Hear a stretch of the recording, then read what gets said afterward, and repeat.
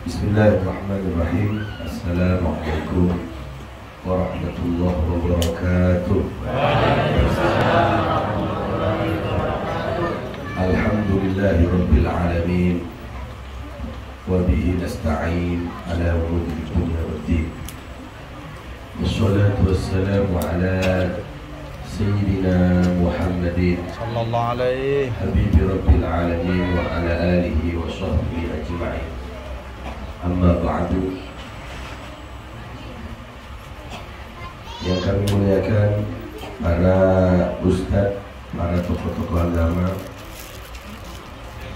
yang kami muliakan tokoh-tokoh masyarakat, khususnya Ustadz Ali, Ustadz Rauf, Ustadz Firman, Ustadz Najib, dan ustadz-ustadz yang lainnya, para sepuh, haji sepuh, takmir masjid, masjid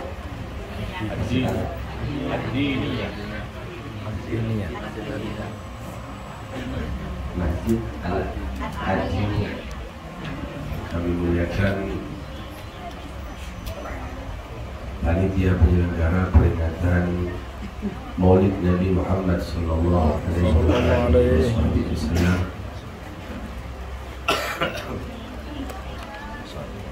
Hadirin hadirat yang dimuliakan oleh Allah.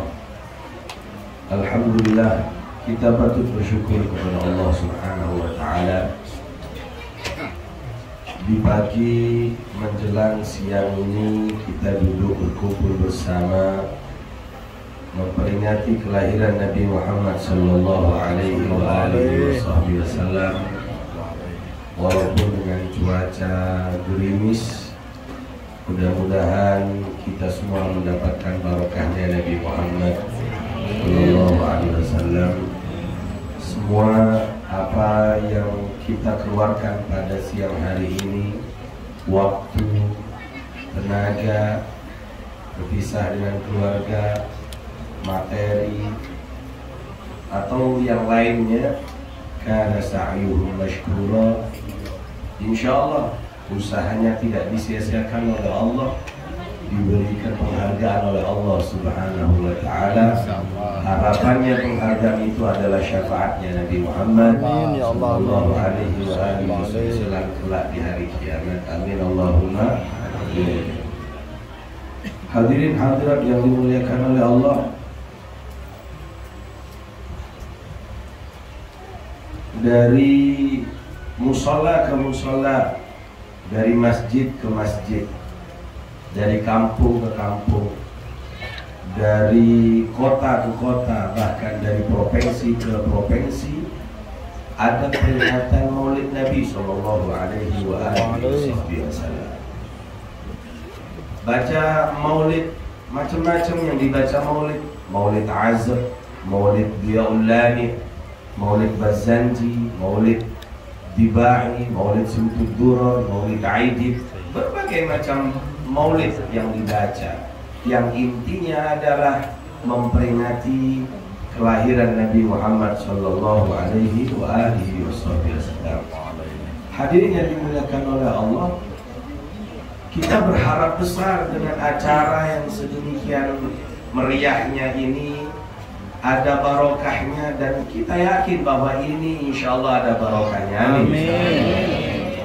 Tapi kita berharap tidak hanya barokah yang kita inginkan dari peringatan, dari setiap peringatan Maulid Nabi sallallahu alaihi wasallam. Tidak hanya sekedar kita datang ke peringatan Maulid, ada undangan, baca Maulid, baca sholawat, pulang selesai, udah begitu saja. Barokah insya Allah dapat, rahmat diturunkan oleh Allah, maghfirah diturunkan oleh Allah dengan hadis yang sahih. Jangankan yang khusyuk yang mendengarkan, jangankan yang khusyuk hadir mendengarkan, yang datangnya saja main-main dicatat oleh Allah orang yang diampuni kok. Humul qaum la yashqa bihim jalisuhum. Tapi kita tidak hanya ingin seperti itu saja, kita ingin lebih dari itu. tidak hanya sekedar peringatan maulid, dapat barokah, dapat makan, minum, pulang tidur. Enggak. Kita pengen ada perubahan. Kita ingin di setiap momen peringatan maulid Nabi SAW ada mubaligh yang menceritakan tentang Nabi Muhammad. Kita ambil, kita bawa pulang, kita teriak, kita terapkan di dalam kehidupan kita sehari-hari.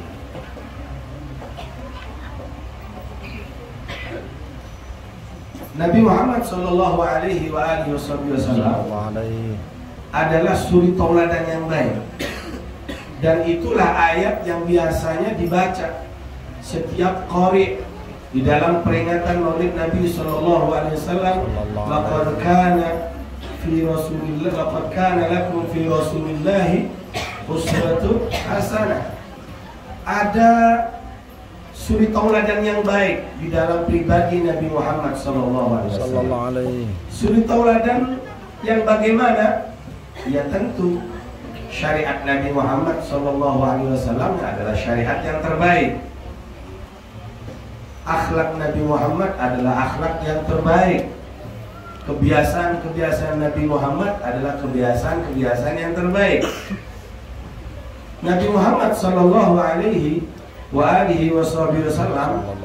punya kebiasaan kalau masuk rumah mengucapkan salam, kalau keluar rumah mengucapkan salam. Saya mau tanya sama ibu-ibu, kira-kira suaminya ibu-ibu begitu nggak? Kalau keluar rumah assalamualaikum, masuk rumah assalamualaikum. Kadang-kadang kalau pintu dikunci, ketok pintu, assalamualaikum. Kalau pintu tidak dikunci, buka langsung saja, nggak pakai salam, tidur aja. Tiba-tiba teriak, Bu, kopi. Begitu, Bu? Oh iya. Iya kan. Kita mungkin di kota nggak ada sapi ya. Saya kasih tahu sapi, barangkali nggak ada yang tahu sapi kan. Sapi itu juga punya rumah, Bu. Tapi beda namanya bukan rumah, kandang. Saya tahu persis, sapi itu kalau keluar rumah, masuk rumah nggak pernah ulul salam. Sapi, apa? Sapi. Kalau bapak-bapak masuk rumah, keluar rumah tidak pakai ulul salam. Allahumma shalli ala Muhammad. Tidak hanya bapak-bapak saja, ibu-ibu juga demikian. Ibu-ibu juga demikian, ketika keluar rumah, istri soleha pamit sama suami. Begitu. Semua istri Nabi begitu. Semua yang diajarkan oleh Nabi SAW kepada istri dan putri-putrinya begitu. Kalau mau keluar rumah, pamit, lalu kemudian ulul salam. Ibu-ibu kan enggak, Pak ya? Ini ketawanya curhat kayaknya. Allahumma shalli ala Muhammad. Hadirin yang dimuliakan oleh Allah, kalau semua ini kebiasaan-kebiasaan mulai yang dari kecil ini kita tidak meniru Nabi Muhammad SAW, apa yang dimaksud dengan tauladan yang baik kalau tidak ditiru? Mau niru siapa lagi? Kalau kemudian teladan-teladan seperti ini kita tidak mengambil dari Nabi Muhammad Sallallahu Alaihi Wasallam, apa bedanya dengan binatang? Bedanya binatang dan manusia, kalau secara ilmu mantik itu kan sama-sama bahayanya hayawan. Hewan itu hayawan, manusia juga hayawan, bahasa mantiknya begitu. Hanya bedanya kalau manusia natik, kalau hewan nggak natik. Ya natik di kalangan mereka, untuk manusia nggak paham. Yang membedakan apa? Manusia punya akal, yang dengan akal itu mengambil suri tauladan terbaik dari Nabi Muhammad Sallallahu Alaihi Wasallam. Makan pakai tangan kanan. Nabi Muhammad makan pakai tangan kanan, hadirin. Duduk Nabi Muhammad kalau makan. Minum duduk. Kemudian ada beberapa riwayat Nabi Muhammad itu kalau makan duduknya bagaimana? Duduknya kaki kiri itu diduduki oleh pantat, kemudian kaki yang kanan itu duduk setengah kaki, ya. Gunanya apa? Sambil nunduk, makanya gunanya apa? Biar perutnya agak ditekan, biar makannya nggak banyak. Ada juga riwayat mengatakan Nabi Muhammad itu makan seperti orang tahiyat, seperti orang tahiyat awal, kakinya, telapak kakinya diduduki. Ada juga Nabi itu makannya seperti seorang budak yang duduk di depan rajanya. Untuk apa itu semuanya? Satu, tawadhu kepada Allah Subhanahu wa taala. Ketika dalam keadaan makan enak pun Nabi Muhammad tetap tawadhu, tadarru kepada Allah Subhanahu wa taala. Yang kedua, tujuannya kalau orang itu duduk dalam keadaan bersila, makan tegak begini, maka perut itu, lambung itu isinya melebar. Nah, kalau melebar, maka dendeng masuk, rawon, sate, nasi kebuli, tapi nggak ada semua di sini. Allahumma sholli ala Muhammad. Hadirin yang dimuliakan oleh Allah, tujuannya biar makan sedikit, karena dengan makan sedikit itu ibadah kuat. Ibadah itu kuat. Hadirin yang dimuliakan oleh Allah, cara-cara yang seperti ini adalah teladan dari Nabi Muhammad untuk kita ambil, untuk kita melakukannya tiap hari, membiasakannya. Makan pakai tangan kanan, sebelum makan duduk, lalu baca bismillah, lalu baca doa Allahumma barik lana fima razaqtana wa qina adzabannar. Setelah makan, piringnya dibersihkan. Kalau perlu, nih dijilat, jari-jarinya dijilat. Jari mana yang dibuat makan dijilat sampai bersih. Kenapa? Di situ sunnahnya Nabi. Yang kedua, siapa tahu ada keberkahan, barangkali Allah itu menaruh keberkahan satu butir yang nempel di jari ini. Bahkan ada riwayat mengatakan sunnah menjilat jari teman makannya. Masya Allah. Nah, kita malah ketawa ini kalau dikasih tahu ini. Sahabat begitu hadirin. Sahabat tuh kadang-kadang begitu, kalau makan begitu kan. Sahabat tuh makannya bareng-bareng. Ahlus sufa mereka makannya bareng-bareng. Ketika mereka makan bareng-bareng, sunnah ini piringnya bersih, jarinya dijilat, satunya menjilat jari temannya, satunya menjilat jari temannya. Kita nggak bisa ya seperti itu, nggak bisa. Kenapa? Padahal atharul mukmin syifa, sisanya orang mukmin itu obat. Kita malah meyakini sebaliknya. Sisanya orang mukmin bala. Nah, ini berbeda dengan ajaran yang diajarkan ini. Allahumma sholli ala Muhammad. Hadirin yang dimuliakan oleh Allah, minum juga demikian. Minum duduk. Minum itu duduk, baca bismillah, baca doanya. Setelah makan, setelah minum baca doa alhamdulillahilladzi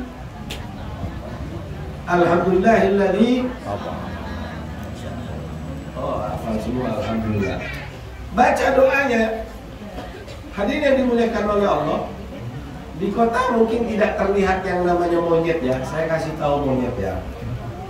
Monyet itu kalau makan pisang, dia nggak peduli mau kanan, mau kiri, asal buka aja. Dan dia nggak peduli kalau mau makan duduk, bersila, nggak peduli. Bahkan kadang-kadang bergelantungan. Nah sekarang kalau ada acara mantenan, dibuat acara prasmanan berdiri, ya, buat acara apa begitu ya, lalu kemudian berdiri nggak pakai kursi, ya juga nggak diberikan apa tempat lesehan begitu. Nah ini sama saja ini. Nah ini perlu diperbaiki yang seperti ini. Mau prasmanan, mau apa saja tetap makannya duduk, jangan bangga-bangga, aduh prasmanan di fotonya makannya berdiri, sama dong kayak monyet. Allahumma sholli ala Muhammad. Masuk kamar mandi, dahulukan kaki kiri. Sebelumnya baca doa Allahumma inni a'udzubika minal khubuthi wal khaba'ith. Nanti di kamar mandi sebelum membuang hajatnya, sebelum membuka auratnya, baca doa Bismillahirrahmanirrahim la ilaha illahu. Baca itu. Kenapa? Orang yang tidak baca ini ketika buka aurat diintip oleh jin. Ini yang selama ini tidak baca doa ini, jin-jin itu apal punya tiang semuanya ini. Allahumma shalli ala Muhammad. Nah, mulai sekarang biar mereka itu tertutup, terhalang, baca doa itu. Kan di kamar mandi, walaupun di kamar mandi untuk baca doa ini nggak apa-apa, nggak masalah, tidak makruh, malah bagus untuk menutup aurat kita dari pandangannya jin. Kemudian nanti setelah keluar kamar mandi, langkahkan kaki kanan, baca doa Ghufranakal hamdulillahi adhabanil adha. Ya. Kemudian kalau misalkan wudhu itu makruh di tempat toilet, makruh.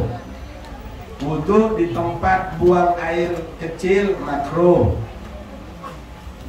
Wudhu di tempat toilet, makruh. Habib Zain bin Smith dalam Manhajus Sawi menyebutkan, kalau tidak salah, orang yang biasa wudhu di toilet yurisul faqr, bisa menyebabkan kefakiran. Maka kalau ada punya kamar mandi, punya ruangan yang lebih, dipisahkan mana toilet, mana wudhu, biar mengikuti hal-hal yang lebih bagus. Setelah wudhu, baca doa. Apa doa wudhu? Allahumma asyhadu an la ilaha illallah wahdahu la syarika lah, asyhadu anna sayyidina Muhammadan abduhu wa rasuluh,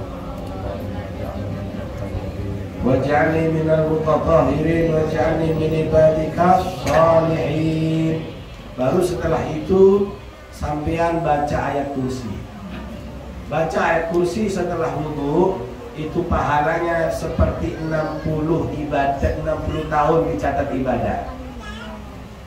Orang yang baca ayat kursi setelah wudu itu pahalanya dicatat seperti orang ibadah 60 tahun. Padahal kita cuma wudu saja sebentar. Setelah itu baca doa wudu, lalu kemudian baca ayat kursi. Kemudian hadirin yang dimuliakan oleh Allah, hal-hal yang seperti inilah, kebiasaan-kebiasaan inilah kebiasaan Nabi Muhammad SAW yang menjadi pembeda orang itu berkualitas di hadapan Allah atau tidak. Sebagaimana banyaknya dia meniru Nabi Muhammad SAW. Manusia yang berkualitas itu adalah manusia yang punya akhlak. Manusia tidak berakhlak, dia tidak bernilai, hadirin. Mau secantik apapun, kalau tidak ada akhlaknya ya nol nilainya. Seganteng apapun, kalau tidak ada akhlaknya nol. Bahkan manusia yang tidak berakhlak sudah tidak ada nilainya, orang di sekitarnya tidak merasa aman. Contoh, ada preman tidak berakhlak berjalan di satu lorong, di gang. Ada cewek-cewek lewat juga berpapasan. Si cewek ini akan merasa, saya takut diajak kenalan, saya takut dicopet, saya takut, dan pikirannya macam-macam. Kenapa? Karena orang tersebut tidak punya akhlak. Berbeda dengan orang yang kalau punya akhlak. Orang kalau punya akhlak, pemuda sudah ganteng, pakai peci hitam lagi ya, senyumnya manis misalkan, berjalan begitu, ada wanita berpapasan, dia punya akhlak, dia akan nunduk, sopan, nggak akan ganggu. Si wanita merasa aman. Orang punya akhlak memberikan keamanan orang di sekitarnya. Orang nggak punya akhlak merasa tidak aman orang di sekelilingnya. Saya teringat ada ustadz dulu mengatakan begini, ada wanita cantik lewat berpapasan dengan sapi lagi ini contohnya Bu, sapi. Si wanita cantik ini tidak akan pernah berpikir saya nanti diperkosa oleh sapi, enggak, binatang, kan begitu. Oh, saya nanti diculik sama sapi, nggak mungkin. Saya nanti ditegur sama sapi, nggak mungkin. Sapi saja, orang di sekelilingnya merasa aman dengan sapi. Sedangkan orang yang tidak berakhlak membuat orang di sekelilingnya tidak merasa aman. Berarti manusia yang tidak berakhlak lebih jelek daripada sapi. Manusia tidak berakhlak lebih jelek daripada sapi. Hadirin yang dimuliakan oleh Allah, akhlak ini sepreman-premannya orang, sebejat-bejatnya orang, kalau dia punya akhlak, kemungkinan besar untuk dapatkan hidayah lebih cepat dibandingkan orang-orang yang tidak punya akhlak. Para penyihir di waktu para penyihirnya Firaun, ketika berhadapan dengan Musa alaihissalam, Nabi Musa dakwah kepada Firaun dan kepada rakyatnya untuk tauhid kepada Allah. Firaun nolak, malah menantang, mengumpulkan 7 penyihir kerajaan untuk tanding dengan Musa alaihissalam. Ketika berhadap-hadapan, si para penyihir ini dia punya akhlak. Qalu ya Musa yang artinya adalah ketika berhadap-hadapan demikian, para penyihir itu dia minta permisi dulu kepada Musa. Wahai Musa, saya dulu yang melemparkan tongkat saya untuk jadi ular, atau kamu dulu yang melemparkan tongkatmu untuk jadi ular? Masih permisi. Kenapa? Karena para penyihir ini tahu ini nabi, ini nabi, ini tokoh ini, maka dipersilahkan lebih dulu, ditawari dulu. Ini akhlak. Akhirnya apa? Gara-gara dia punya akhlak, Fir'aun yang tidak punya akhlak itu, hidayah itu turun kepada para penyihir ini. Setelah kejadian itu, para penyihir ini masuk Islam. Kenapa? Karena ada akhlak. Sebejat-bejatnya orang, kalau ada akhlak, hormat kepada yang lebih tua, hormat kepada ulama, maka potensi hidayahnya lebih cepat untuk dia diberikan oleh Allah Subhanahu wa Ta'ala dibandingkan yang lain yang tidak punya akhlak. Hadirin yang dimuliakan oleh Allah, orang kaya tidak punya akhlak, maka nilainya 0. Hadirin, kadang-kadang dihormati oleh orang-orang, itu dihormati karena dia ini kedermawanannya. Kedermawan, akhlaknya orang kaya adalah dermawan. Akhlaknya orang kaya adalah dermawan. Dalam perencanaan peperangan mau melawan Romawi di zamannya, Nabi SAW menyerukan kepada para sahabat untuk menggalang dana. Lalu kemudian ada sahabat menyumbang sekian dinar. Sayyidina Utsman menyumbang sekian dinar.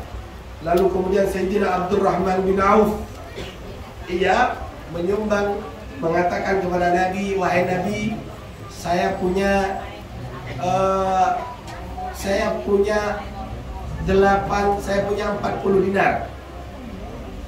Saya punya 40 dinar, misalkan saya punya 40 dinar. Bagaimana kalau saya sumbangkan 20 dinar? 20 dinarnya saya simpan untuk keluarga saya. Nabi menyampaikan, barakallahu fima a'tait wa barakallahu fima amsak. Semoga Allah memberkahi apa yang kamu keluarkan untuk kau sedekahkan. Semoga Allah memberkahi apa yang kau simpan untuk keluargamu. Hadirin yang dimuliakan oleh Allah. Kemudian Sayyidina Abdurrahman bin Auf mengatakan, apakah saya nyumbang seperti ini masih kurang, wahai Nabi? Tidak, ini sudah cukup. Mudah-mudahan diberkahi. Hadirin yang dimuliakan oleh Allah, nyumbang 20 dinar masih merasa kurang untuk nyumbang. Nah, ini sebenarnya akhlaknya orang kaya begitu. Setiap kali nyumbang merasa ini belum cukup. Jangan kemudian merasa setiap kali nyumbang, saya sudah nyumbang cukup itu, jangan minta lagi. Nah, ini susah yang begini. Kalau misalkan nggak mau ngasih pun nggak masalah. tapi pakai omongan yang baik. Qaulun ma'rufun khairun min shadaqati yatba'uha. Ada berkata baik itu lebih baik daripada kamu bersedekah tapi ngata-ngatain, tapi nyakitin orang. Masih lebih baik saya minta maaf, saya tidak bisa, padahal dia punya misalkan, tapi masih ada kebutuhan yang lain. Berkata yang baik kalau tidak mau memberikan, daripada dia memberikan nih sumbangan toai misalnya. Oh rene sumbangan toai, ini menyakiti, itu menghapus pahalanya, percuma. Hadirin yang dimuliakan oleh Allah, hal-hal yang seperti ini adalah menjadikan orang itu nilainya mulia di sisi Allah Subhanahu wa taala manakala dia meniru Nabi Muhammad sallallahu alaihi wasallam. Hadirin yang dimuliakan oleh Allah, satu ketika Sayyidina Abdullah bin Mas'ud radhiyallahu taala anhu. Abdullah bin Mas'ud ini adalah salah satu sahabat yang bekerjanya di lembah. Dia mengembala onta, mengembala kambing.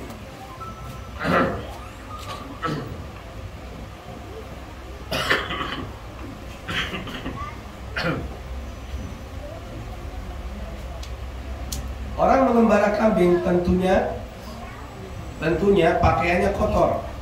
Tentunya orangnya adalah kotor.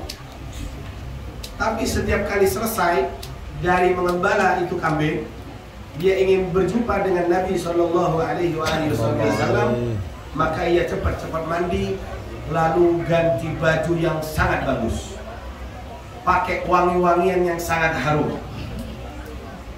Ketika Nabi Shallallahu Alaihi Wasallam ini masuk ke dalam masjid, mengajarkan para sahabat Al-Quran, hukum syariat dan yang lainnya, Abdullah bin Mas'ud mengambil kedua sandal Nabi, di dekapnya ditaruh di dadanya.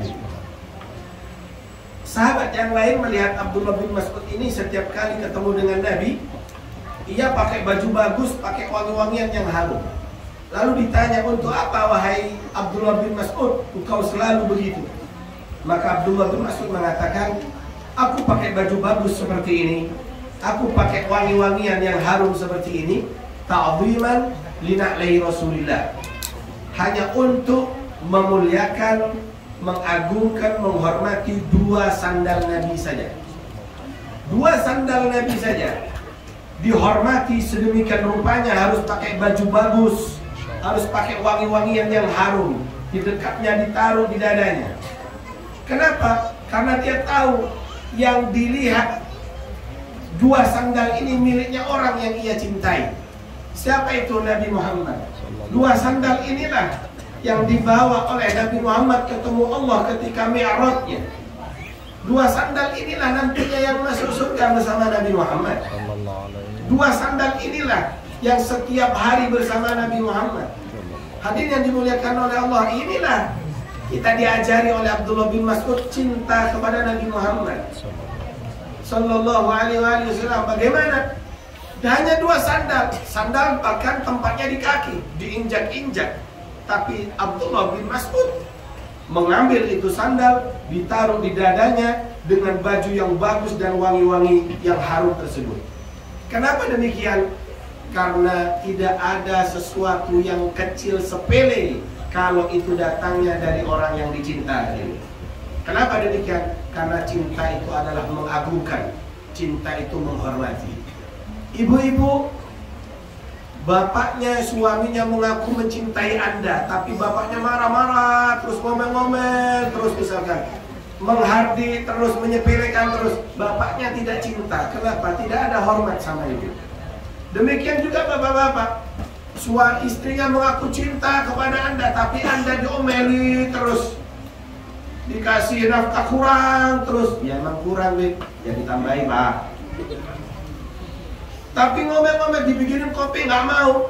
Nah yang seperti ini bukan cinta. Kenapa? Cinta itu hormat, cinta itu mengagungkan, cinta itu memuliakan. Apapun yang ada datangnya dari orang yang dicinta, itu dihormati, itu diagungkan.